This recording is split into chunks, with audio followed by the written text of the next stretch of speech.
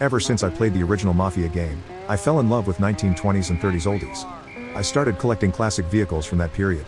And this Bearcat, which certainly doesn't look like a Bearcat, is by far the only piece that predates the target time period of my classic collections.